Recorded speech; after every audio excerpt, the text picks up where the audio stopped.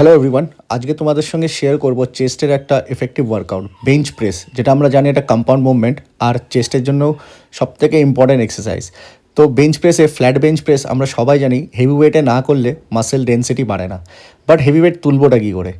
কারণ ক্যাপাসিটির বাইরে তো তোলা যাবে না। তো আমি তোমাদেরকে বলছি, তোমাদের জিমে নিশ্চয়ই স্মিথ মেশিন থাকবে। স্মিথ মেশিনে সাপোর্টিং যে এরকম যে র্যাকগুলো আছে এগুলোকে লাগাও, একটা সেট করো যে তোমার চেস্টে বেঞ্চের একটা হাইটের মধ্যে সেট করো, দিয়ে বারবেলটাকে স্লোলি ডাউন করো, যাতে যখন বারবেলটা নেগেটিভভাবে যাচ্ছে তোমার মাসেলে যেন এফেক্ট করে, এবং ওখানে 1 সেকেন্ড বা 3 সেকেন্ডের মতন পুশ করে হোল্ড করে দেন পুশ করো ওপর দিকে। এতে তোমার মাসেলে প্রচণ্ড পরিমাণে চাপ পড়বে, প্রেশার পড়বে এবং ওয়েটটা তুমি ফিল করতে পারবে।